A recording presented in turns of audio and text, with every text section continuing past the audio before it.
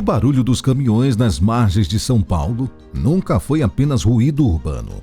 É o som de um problema maior, carga pesada cruzando a maior metrópole brasileira, dividindo o espaço com carros, ônibus, motos, ambulâncias e milhões de pessoas em deslocamento.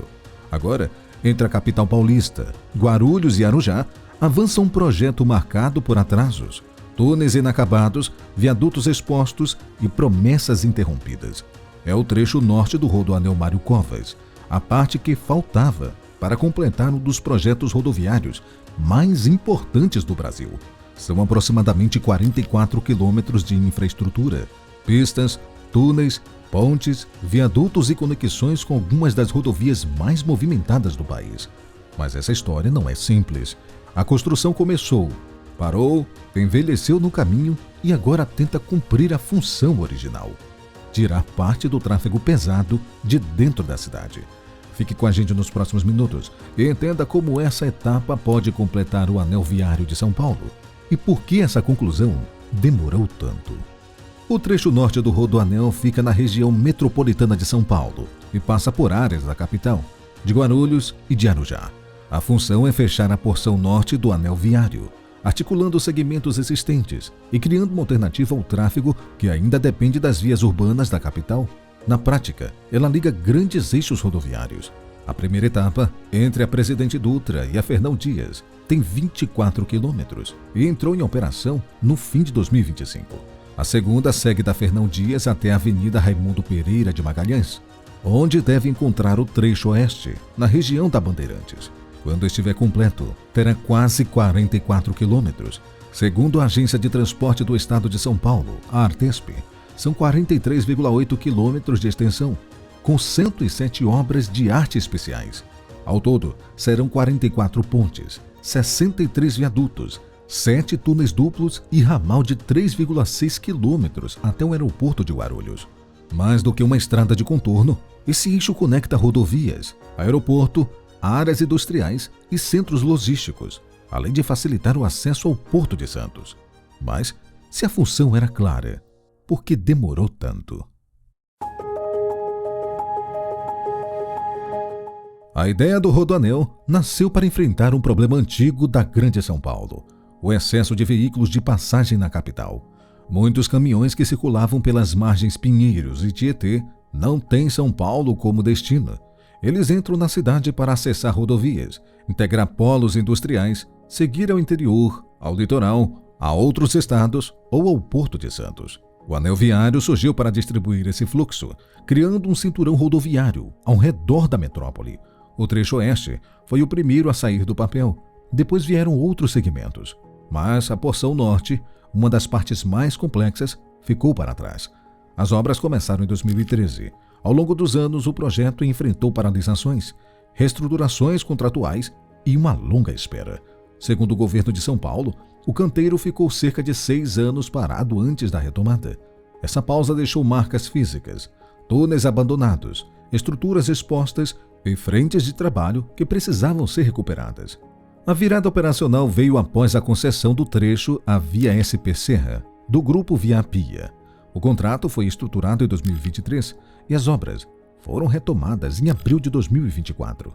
A partir daí, a concessionária passou a participar da construção e será responsável pela gestão e manutenção da rodovia por 31 anos. Tal mudança ajuda a explicar a retomada do ritmo. Em dezembro de 2025, veio a primeira entrega. A ligação entre a Dutra e a Fernão Dias foi aberta ao tráfego. Ainda assim, o empreendimento só estará completo quando a segunda etapa, até a Avenida Raimundo Pereira de Magalhães, estiver concluída. A história deixa claro, o desafio não era construir uma estrada, mas recuperar uma intervenção interrompida e transformá-la em infraestrutura funcional. Em 2026, a construção do trecho norte do Rodoanel entrou na reta final. A primeira etapa, entre a rodovia Presidente Dutra e a rodovia Fernão Dias, foi entregue e entrou em operação em dezembro de 2025. Já a fase final, da Fernão Dias até a Avenida Raimundo Pereira de Magalhães, chegou a 68% de execução em junho de 2026 e tem entrega prevista para o segundo semestre. Ou seja, o projeto já não está apenas em campo de promessa. Uma parte opera, a outra segue em construção. A implementação foi dividida em 2 grandes segmentos.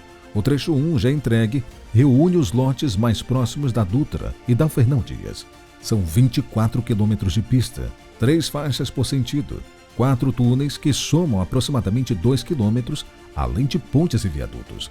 Esse segmento também recebeu uma estrutura robusta de atendimento e controle, com câmeras inteligentes, centro de monitoramento, base de atendimento ao usuário e base de polícia militar rodoviária.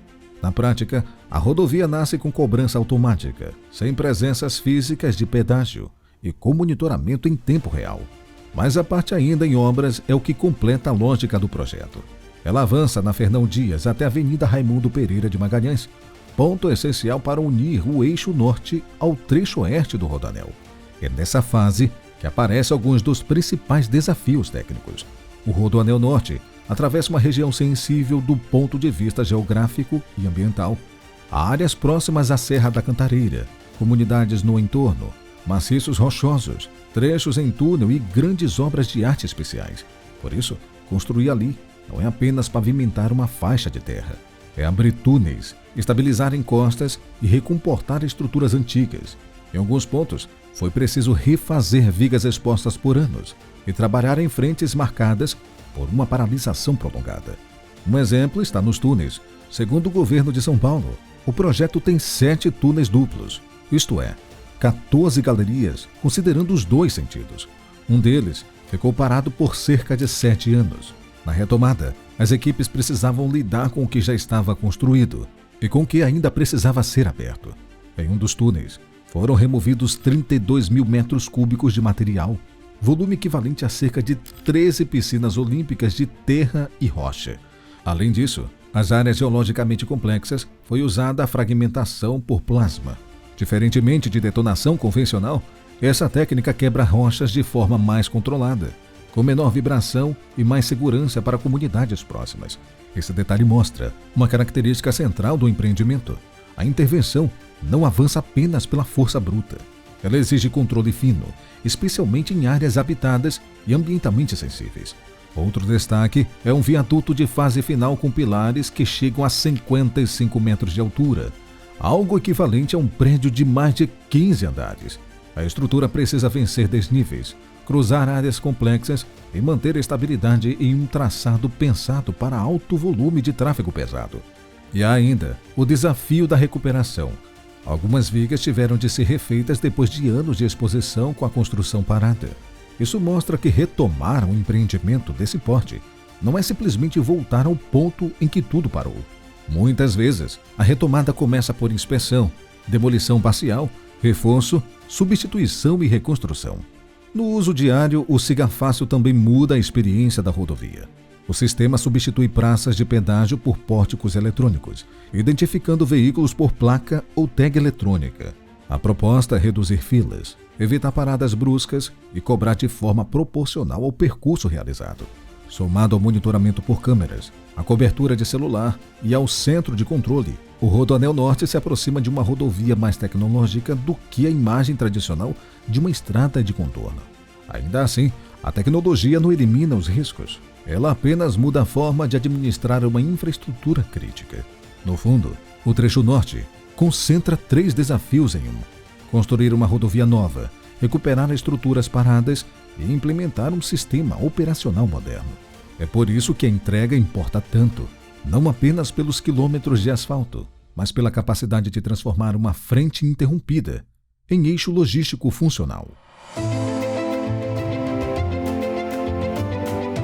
Para entender a escala do trecho norte, vale tirar os números do papel. O investimento total informado para o empreendimento é de aproximadamente 3,4 bilhões de reais.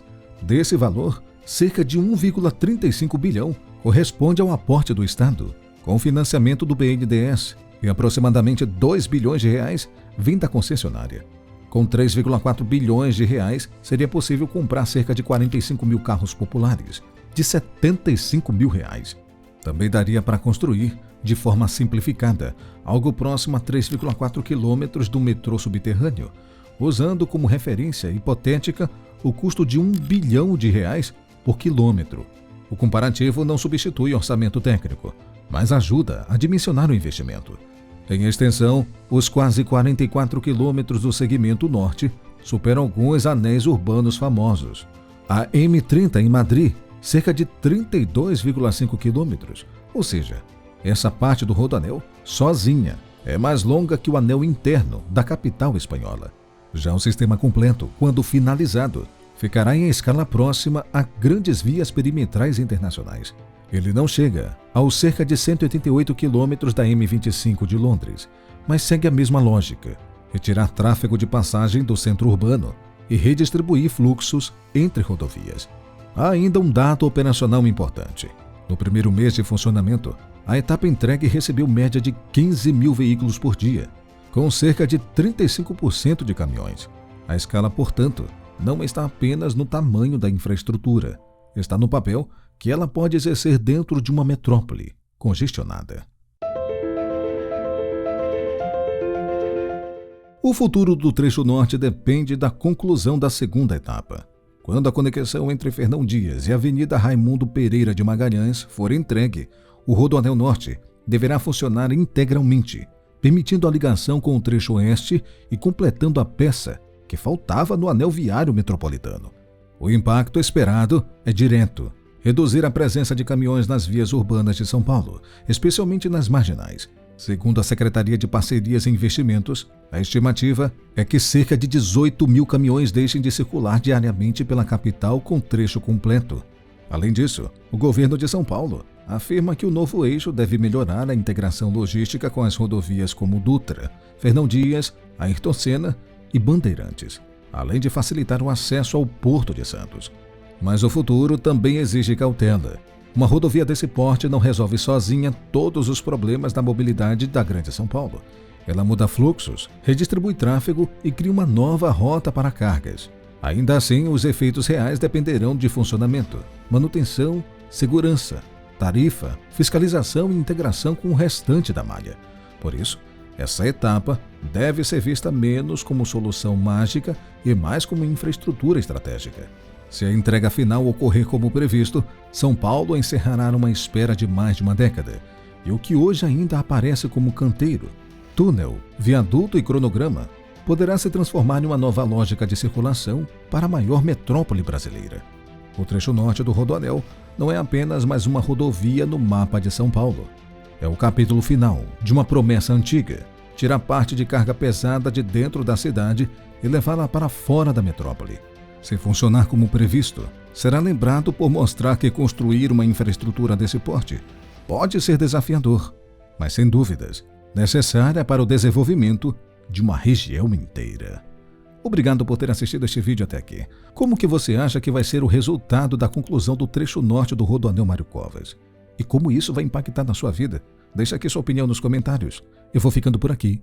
Um forte abraço e até o próximo vídeo.